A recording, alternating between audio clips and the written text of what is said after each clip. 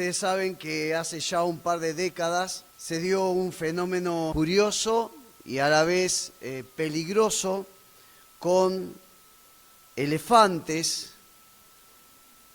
Se dio en 2 países de África, en Uganda, en Kenia, este fenómeno, pero también se dio en la India. Y el fenómeno fue que manada de elefantes atacaron directamente poblados de seres humanos, obviamente, bloquearon rutas, aplastaron viviendas y nadie se explicaba el porqué del comportamiento de estos grandes mamíferos. Fue motivo de investigación y esa investigación llegó a ciertas conclusiones bastante interesantes. Ustedes escucharon hablar la frase popular de tener memoria como la de un elefante, porque no sé de dónde salió, pero se reconoce que son seres memoriosos. Y en la conclusión de estos trabajos se descubrió que estos animales no solamente son memoriosos, tienen memoria de lo que le ha pasado, sino que no perdonan y también buscan venganza. Y la investigación concluyó que los elefantes también sufren de distintos desórdenes de estrés postraumático, pero estas manadas lo que estaban haciendo al destruir viviendas y cabañas y cultivos no era tanto procurar comida, sino tratar de asustar a personas que ellos recordaban que algún tipo de daño les habían ocasionado a ellos o a sus manadas. Y la conclusión de una tal Joyce Poole, directora de este proyecto de investigación, fue la siguiente: estos animales, reconoció esta científica, son lo suficientemente inteligentes y memoriosos como para ser capaces de vengarse. Son inteligentes y son memoriosos para ser capaces de vengarse. Pero sin que se enoje ningún elefante con lo que voy a decir ahora, creo que los elefantes son superados por otros seres vivos en su deseo o su instinto de venganza. Y eso somos nosotros. Creo que no existe sobre la tierra ser más vengativo que el ser humano. Y varios elementos confluyen o se dan para que seamos de este tipo. Somos personas que tenemos memoria, somos personas capaces de razonar y hacer planes, y somos personas que lamentablemente la mayoría de nosotros en algún momento hemos tenido el detonante de algo malo que nos hayan hecho. Algún desprecio, alguna agresión de algún tipo, alguna actitud que no nos esperábamos. Por eso el ser humano tiende a ser un ser vengativo y tratar de lastimar a aquel o a aquella otra persona que anteriormente nos hizo algo. No por nada la Biblia, o Dios a través de su palabra, la Biblia, se toma el trabajo de advertirnos el no ser vengativos. Si ustedes me acompañan, por ejemplo, dice Proverbios 20:22, nunca digas me voy a vengar, mejor deja que el Señor lo haga por ti. O sea, no tenemos derecho alguno a la venganza, no tenemos derecho a vengarnos. Aunque sea una mala noticia para algunos de ustedes, aunque estén tramando algo a esta altura de sus vidas, lamento decirles que paren con esos planes, porque no tenemos, según Dios en su palabra, derecho alguno a vengarnos. Fíjense aún más lo que dice Romanos 12:19. No busquemos vengarnos, amados míos, escribe Pablo. Mejor dejemos que actúe la ira de Dios, porque está escrito, y está hablando Dios, mía es la venganza, yo pagaré, dice el Señor. Obviamente para que nosotros haya un deseo de venganza, deben darse en nuestra vida dos elementos. El primero, una persona o grupo de personas que nos hayan hecho algo malo. Y lo segundo, un daño, una herida o un perjuicio recibidos. Cuando se suman esos dos elementos, se activa en nosotros naturalmente, obviamente en una naturaleza caída, un deseo de querer hacer pasar a la otra persona algo de lo que nosotros experimentamos antes. Y vengarnos sería forzar, en cierta manera, a quien o quienes nos hicieron algo malo a sufrir el mismo dolor o más aún que el que nos han hecho. El que se venga quiere que la persona que le hizo algo experimente algo parecido a lo que ella experimentó, y si experimenta algo mal no nos ofendemos.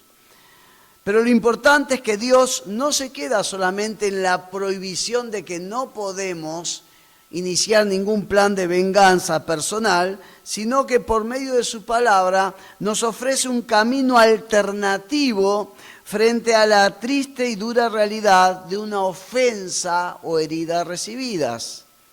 Y si yo hago una breve encuesta entre todos los que estamos aquí, creo que el 99,99% va a reconocer que en algún momento alguien le hizo algo desagradable, algo que lo ofendió, algo que lo lastimó. Y hoy queremos presentar un camino alternativo a la venganza. Y ese primer paso de este camino alternativo a la venganza, que es de Dios, como dice el título de este mensaje, nos lo proporciona justamente Romanos 12:19, que lo leímos recién. Miren la primera parte, dice: no se venguen ustedes mismos. O sea, no quieran tomar la venganza en sus propias manos. Por lo tanto, el camino alternativo a la venganza empieza con un primer paso, que aunque suene medio paradójico, es tomar la decisión personal de descartar la intención y la opción de querer vengarnos nosotros mismos. Una versión más popular de la primera parte, quiero decir, de Romanos 12:19, dice: no tomen venganza ustedes mismos. Y quizás de todos los pasos de este camino alternativo que les estoy ofreciendo, no yo, sino Dios a través de su palabra, este primer paso es el más difícil y duro de los tres. Porque cuando meditamos en él nos damos cuenta que no solamente consiste en abstenernos de reaccionar y actuar en forma espontánea y violenta, sino que también es la decisión en el Señor, de algo más profundo, y es de detener un proceso mental o espiritual. ¿Cuál es este proceso? El de recordar una y otra vez lo que nos hicieron, por qué nos lo hicieron, y de comenzar a idear un plan de venganza. No lo hacemos a veces premeditadamente, nos sale naturalmente cuando alguien nos hace algo malo. Pero no debemos confundir este primer paso de abstenernos de empezar este plan de venganza con un simple contar hasta 10. Vieron que a veces dicen, bueno, cuando tengas ganas de hacer algo malo o tengas ese impulso de reaccionar, contá hasta 10 hasta que se te pase. Y la realidad es que el consejo bíblico es un poco más profundo que contar hasta 10. Dice primera de Pedro 2:23, tomando el ejemplo del mismo Jesús, no respondía, se refiere Pedro a Jesús mismo, a su maestro, no respondía cuando lo insultaban, ni amenazaba con vengarse cuando sufría. Y miren que tenía derecho a poder amenazar y poder para amenazar un poquito, ¿no?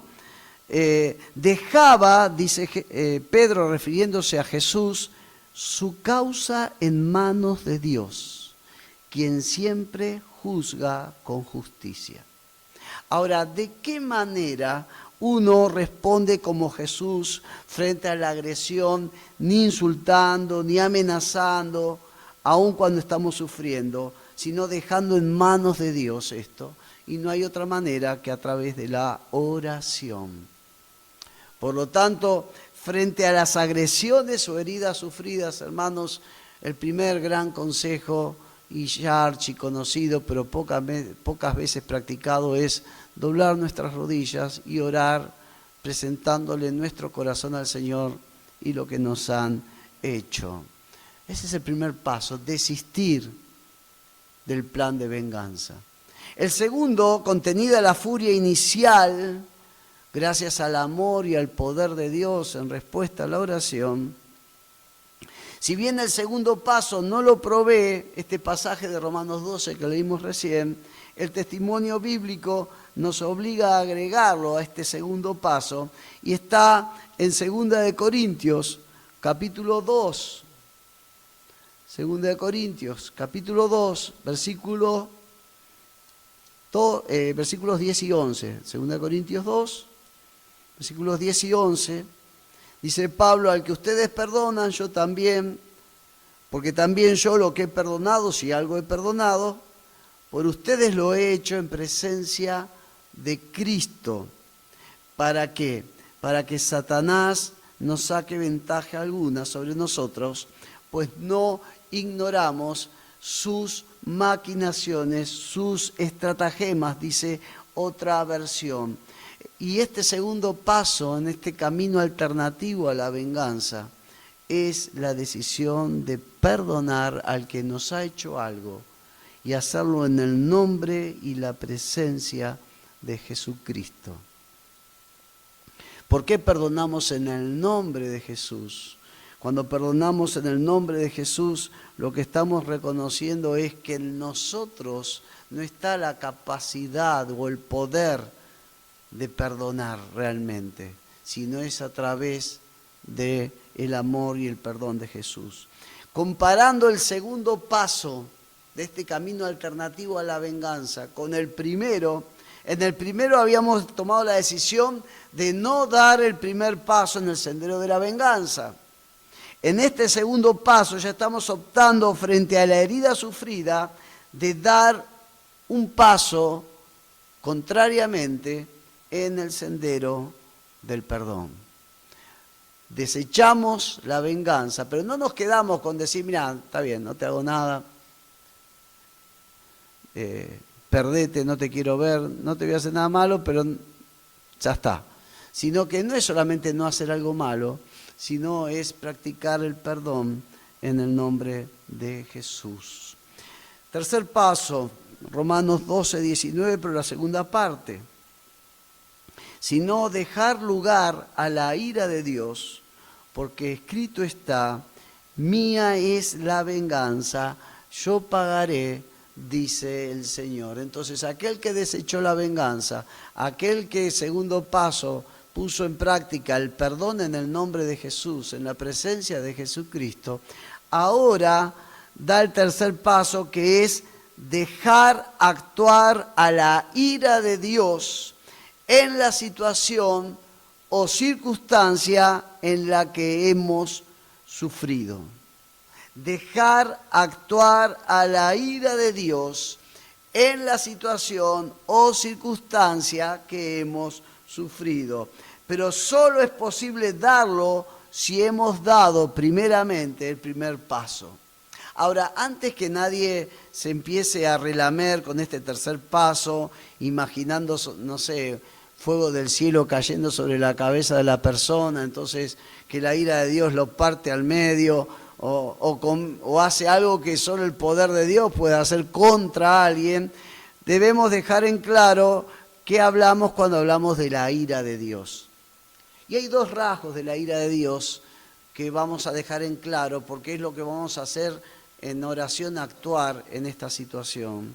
En primer lugar, la ira de Dios es una cualidad personal de un Dios santo y perfecto. Repito, la ira de Dios es la ira de un ser que es santo y perfecto. Fíjense lo que dice el Salmo 103, versículo 8. El Señor es misericordioso y clemente, es lento para la ira y es grande en misericordia. Aun cuando su ira, la ira de Dios, es igual que su amor, tiene que ser descrita en lenguaje humano, no por ello debemos confundirnos e imaginarnos la ira de Dios con la ira nuestra, o la reacción de Dios con nuestras reacciones a veces extemporáneas, violentas, de tonos elevados, de gestos grandilocuentes, de amenazas. La ira de Dios, recuerden, es la reacción moral, correcta y necesaria de Dios frente a la maldad. Repito, la ira de Dios es su reacción moral, correcta y necesaria frente a la maldad. Su ira, la ira de Dios, es algo tan perfecto y justo como lo es su amor y como lo es su justicia, porque todo en Dios es perfecto, aún su ira. Entonces no podemos imaginarnos a un Dios sacado de sus cabales, insultando y tirando rayos del cielo para perforar a la persona que nos ha hecho algo, porque eso no es la ira de un Dios santo. En segundo lugar, respecto a la ira de Dios, a la que vamos a dar lugar en lugar de nuestra venganza personal, hay que aclarar que hasta el día de la ira final, repito, hasta el día de la ira final, la ira de Dios va a ir siempre acompañada, nos guste o no, de su misericordia. Siempre la ira de Dios, hasta el momento del juicio final, va a ser acompañada de su misericordia. Dice Habacuc 3:2, Jehová, he oído tu palabra y temí. Jehová, aviva tu obra en medio de los tiempos. En medio de los tiempos, hazla conocer. Escuchen, en la ira, acuérdate de la misericordia. Por eso dar lugar a la ira de Dios en el presente, hermanos, es más bien no esperar o desear que un rayo de Dios parta al medio al que nos dañó, como les decía recién, sino en fe es dejar a esa persona para que sea tratada por Dios de alguna manera y así llevada a su arrepentimiento. Eso es dejar lugar a la ira de Dios. Y la ira de Dios va a actuar en respuesta a tu oración al respecto. Cuarto y último paso dentro de este camino alternativo a la venganza, lo da este mismo capítulo 12 de Romanos, pero los versículos 20 y 21, que dice: así que si tu enemigo tiene hambre, dale de comer. Si tiene sed, dale de beber, pues haciendo esto harás que le arda la cara de vergüenza. No seas vencido de lo malo, sino vence con el bien el mal. Repetimos entonces que vencer con el bien que podemos hacer, este es el cuarto paso, el mal que nos han hecho. La venganza es de Dios, hermanos, y así nos conviene que sea. La venganza es de Dios, pero el título decía que la revancha es nuestra. Cuando hablamos de revancha, a veces podemos confundirla y considerar que la revancha es sinónimo de venganza. Concretamente, los sinónimos que el diccionario da a la palabra revancha, entre ellos está el de venganza. Por ejemplo, sinónimos de revancha son desquite, represalia y hasta venganza misma. Pero en este mensaje, cuando hablamos de revancha, más bien me voy a estar refiriendo a la posibilidad en nuestra vida de tener una segunda oportunidad. Cuando en este mensaje yo hablo de revancha, me estoy refiriendo a la posibilidad en nuestra vida de tener una segunda oportunidad. Una nueva oportunidad de lograr, alcanzar o vencer en algo en lo que hayamos fracasado previamente. Cuando un equipo tiene revancha es porque el otro equipo le ha ganado y entonces tiene un segundo partido para poner las cosas en paridad. Y Dios, en su misericordia, nos da la posibilidad de tener revancha en la vida. No revancha contra alguien, revancha a nosotros mismos.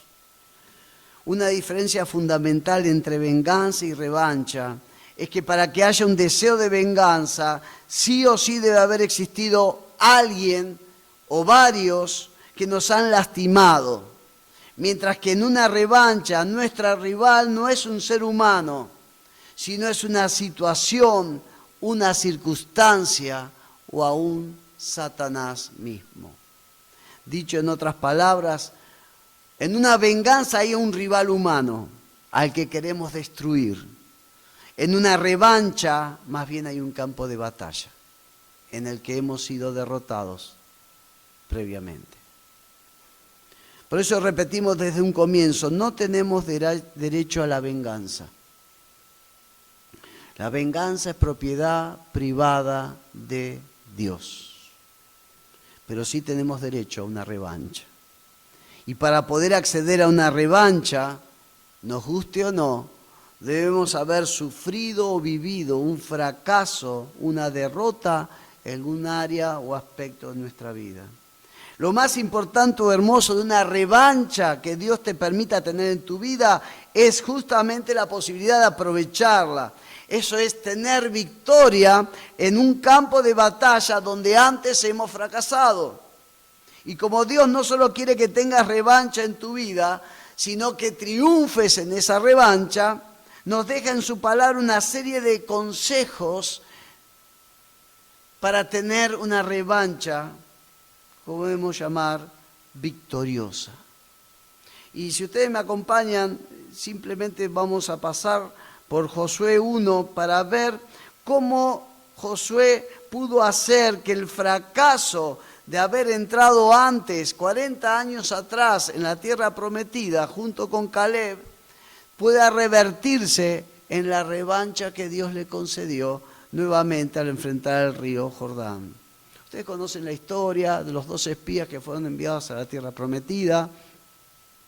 2 de los 2 espías vuelven con un informe de fe, solamente Josué y Caleb, diciendo, si Dios está con nosotros podemos entrar a conquistar la tierra. La mayoría de los espías trajo un informe basado en el temor, la falta de fe, que hizo fracasar a toda una generación que había salido de Egipto. La generación de Josué fue una generación que fracasó y lamentablemente, bajo el juicio de Dios, no tuvo revancha. Pero Josué sí tuvo su revancha. ¿Cuáles son estos pasos para disfrutar una revancha victoriosa en donde hemos fracasado primeramente? El primer paso es tener en claro que esa revancha sea voluntad de Dios. Si ustedes me acompañan ahí en Josué capítulo 1, los primeros versículos, ustedes lo tienen obviamente hablando de alguna manera a Dios con Josué. Y diciéndole, bueno, que ya Moisés no estaba, que había muerto, dice el versículo 2. Ahora pues, levántate y pasa este Jordán, tú y todo este pueblo, hacia la tierra que yo les doy a los hijos de Israel. Y bueno, y comienzan las instrucciones. Dice el versículo 6, esfuérzate y sé valiente, Josué, porque tú repartirás a este pueblo como heredad la tierra que juré dar a nuestros padres. ¿Por qué digo que debemos entender que la revancha tiene que ser voluntad de Dios? Porque aclaro que no toda derrota o fracaso que hemos sufrido en nuestra vida, de parte de Dios tendrá la posibilidad de revancha. ¿Por qué? Y porque existen fracasos que hemos sufrido por haber pisado un campo de batalla equivocado o peleado una batalla en la que Dios no nos había enviado ni nos va a enviar jamás. Entonces no es que todo fracaso que hemos tenido tiene su revancha, no. Porque si hemos fracasado en algo que no era la voluntad de Dios, vamos a intentar 55.000 veces y vamos a fracasar exitosamente 54.999 veces más. Porque no es la voluntad de Dios que pisemos ese campo de batalla. Entonces el primer paso es entender si es la voluntad de Dios que haya revancha. Josué sí lo entendió. Josué entendió que 40 años después Dios le estaba permitiendo tener esa revancha de sí poder cruzar el Jordán y entrar a conquistar la tierra.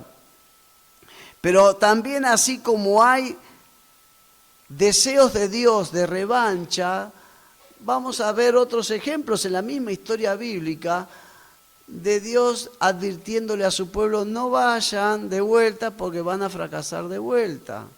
Ustedes tienen el caso de cuando Israel fue derrotado ahí a comienzos de 1 Samuel, el capítulo 4, por los filisteos, y ellos no tuvieron mejor razón, mejor idea, que para revertir su fracaso inicial, tratar de llevar el arca como una especie de amuleto, como que si llevaban el arca, Dios lo iba a bendecir. ¿Y qué pasó? Los derrotaron peor que la primera vez y encima le robaron el arca. O sea, no en todo fracaso Dios no quiere dar o conducir a la revancha.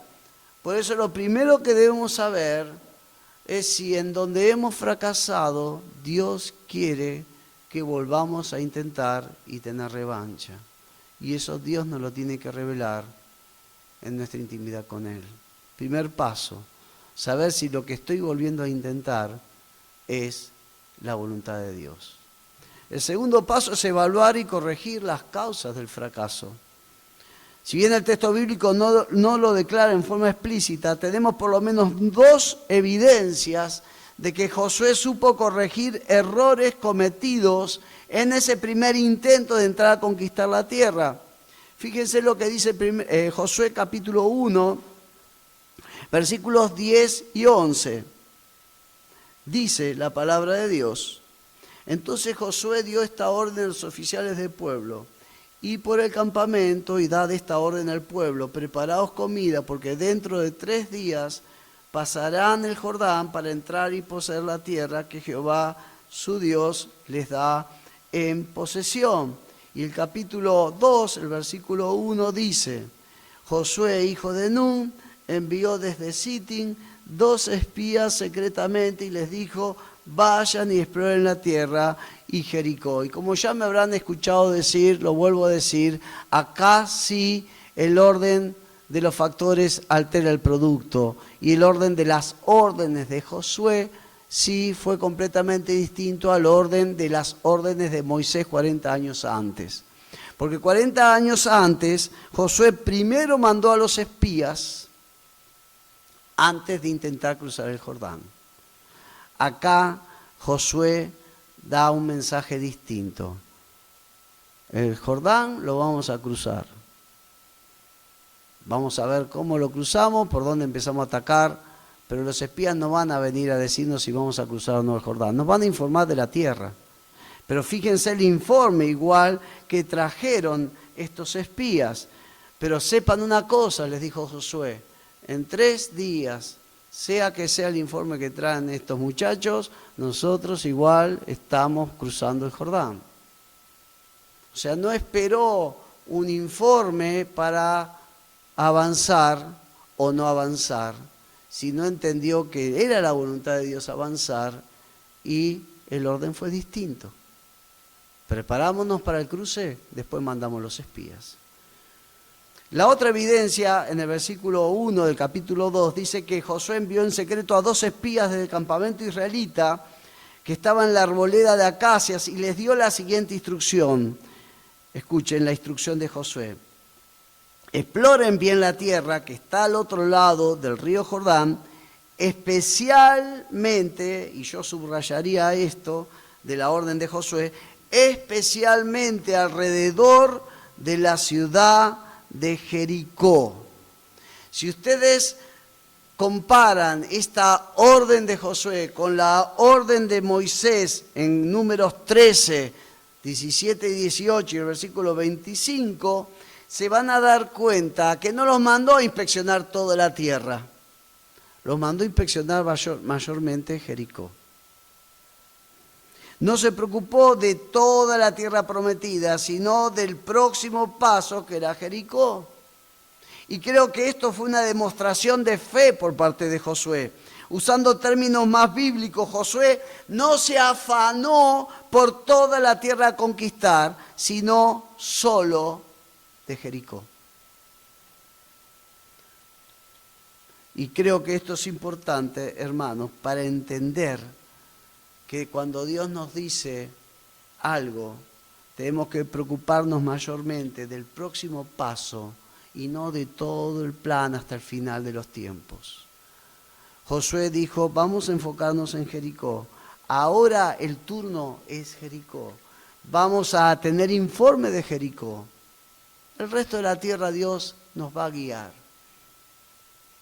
Creo que esto de parte de Josué es una versión en el Antiguo Testamento de no preocuparse por el día de mañana, sino pedir por el pan de cada día. Acá Josué pidió por la ciudad de cada día.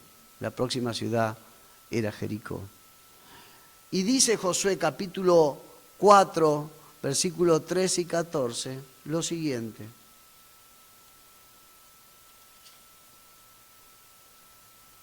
Como 40.000 hombres armados, listos para la guerra, pasaron hacia la llanura de Jericó delante de Jehová. Y en aquel día Jehová engrandeció a Josué a los ojos de todo Israel, y lo temieron como habían temido a Moisés durante toda su vida.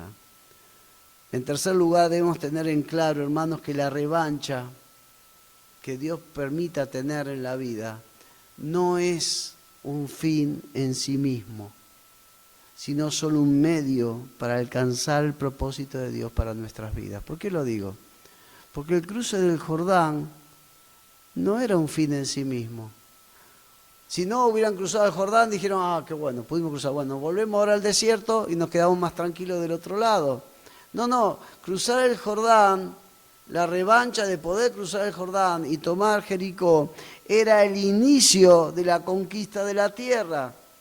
Y Josué entendió que esa revancha que Dios le estaba dando de poder cruzar el Jordán y empezar a conquistar la tierra, no era un fin en sí mismo, sino un medio para alcanzar los propósitos de Dios para nuestra vida.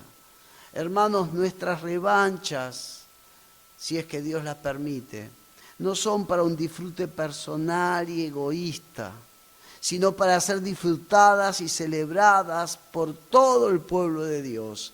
Nuestras revanchas no son para que nos tengamos una mejor autoestima, porque en lo que antes fracasé, ahora triunfé, entonces me siento realizado. No pasa por ahí.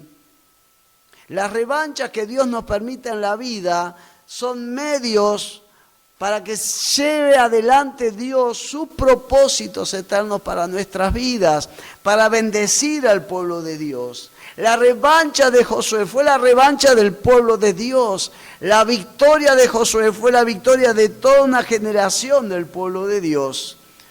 Porque Dios no está en la tarea de revanchas personales, egoístas y propias, sino en cumplir sus propósitos eternos de bendecir las naciones. Mientras estaba terminando este mensaje, pensaba en esto de las revanchas, ¿no? De tener revancha en aquellas cosas en las que hemos mordido el polvo de la derrota y del fracaso. Y el pasaje que vino a mi mente fue el de Lucas 5.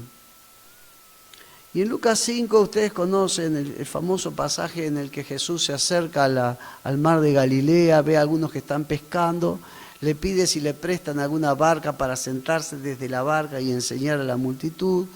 Pedro le presta su barca como una especie de silla o de cátedra desde la cual Jesús le habla. Y después que Jesús termina de enseñar, y viniendo Pedro de una noche bastante negativa de pesca, ustedes leen Lucas 5, versículos 4 y 5, que cuando terminó de hablar, dijo a Simón, Jesús, ¿no? Boga mar adentro y echen vuestras redes para pescar. Y presten atención a la respuesta de Simón. Respondiendo, Simón le dijo, Maestro, toda la noche hemos fracasado tratando de sacar una mojarrita. No sacamos, bueno, cuando yo soy del Tigre originalmente, ¿no? El peor pescado que uno podía sacar cuando pescaba le decíamos vieja del agua. Era un pececito chiquito, feo y que no servía para nada, más que para darnos trabajo después para sacar el anzuelo, ¿no? Era peor que una mojarrita, porque no se podía ni comer. Entonces como que Pedro le hubiera dicho, mira, nos sacamos de una vieja del agua y estuvimos toda la noche pensando, pero me llama la atención, dice, toda la noche hemos, si me permiten agregar esto, ¿no? Toda la noche hemos fracasado en pescar, toda la noche hemos estado trabajando y nada hemos pescado, pero en tu palabra echaré la red. Y yo cuando leí la palabra maestro, dije, bueno, acá la palabra es rabí, la vieja, la clásica palabra, y me llamó la atención que no es la palabra rabí. Lucas usa otra palabra acá.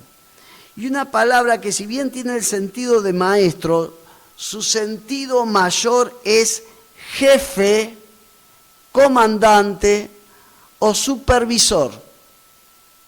El énfasis de la palabra que acá Lucas usa para dirigirse al Señor no es tanto reconocimiento de Él como instructor, sino de su autoridad. Como si hubiera dicho, jefe, lo obedezco. Y en su orden tiro la red. Más jefe que maestro. ¿Sí? ¿Y por qué me llama la atención esto? Porque es clave para que tengamos una revancha victoriosa, que Jesús sea parte de esa revancha, que sea parte activa de esa revancha, que Él nos dirija en los pasos de esa revancha. ¿Saben por qué es importante? Porque si Él no es parte, yo les diría que dejen esa revancha ya, porque van camino al fracaso. Pero si Él es parte, es porque Él está interesado en que esa revancha sea victoriosa. Por eso me interesó el sentido de las palabras de Pedro, reconociendo no tanto la capacidad oratoria de Jesús, de pedagógica, sino la autoridad de Él, diciéndole, jefe, no pescamos nada hoy, pero tomo su orden, y en su orden voy a tirar y voy a volver a intentarlo. Si queremos tener revanchas victoriosas en la vida, como decía en un comienzo, es clave saber si esa revancha es voluntad de Dios, que no sea un desquite personal, que no sea amor propio desairado, que no sea una autoestima hecha trizas. No, a Dios no le interesa eso. A Él le interesa derrotas que hemos sufrido cuando Él estaba interesado en victorias. Retrasos que hemos sufrido cuando Él quería avances. Cuando Dios está metido en la revancha, ahí vale la pena la revancha. Y ustedes saben cómo terminó la historia.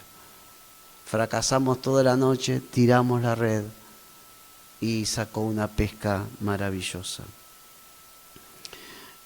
En Romanos 8, el conocido pasaje del apóstol Pablo, cuando él reconoce situaciones negativas en nuestra vida, él dice que, bueno, ¿qué pues diremos a esto? Dice 8:31, si Dios es por nosotros, ¿quién es contra nosotros? Bueno, sigue el pasaje. ¿Quién acusará a los escogidos de Dios? Dios es el que justifica. ¿Quién es el que condenará? Cristo es el que sufrió esa condena, ¿sí? Y llega al versículo 35 y dice, ¿quién nos separará del amor de Cristo? Tribulación, angustia, persecución, hambre, desnudez, peligro o muerte violenta, espada. Si me permiten, yo agregaría fracasos, ¿no?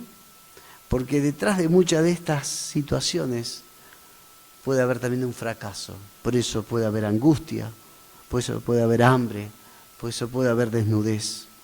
Y luego sigue diciendo, versículo 37, antes en todas estas cosas somos más que vencedores. En tus fracasos podés ser más que victorioso en tu revancha, pero tiene que estar Cristo metido en esa revancha. Y tiene que estar dirigiendo la revancha. Él tiene que ser el comandante de esa revancha. Yo te invito a inclinar tu cabeza. Vamos a hablar con Dios por unos momentos. Solo Dios sabe en qué condiciones personales, familiares, afectivas, espirituales has venido hoy a su casa. Pero en esta noche Dios te quiere decir que Él no te va a acompañar a ninguna venganza. Es más, te va a animar a desistir de toda venganza. Que se lo dejes a Él, eso. Pero sí Él está interesado en una revancha victoriosa.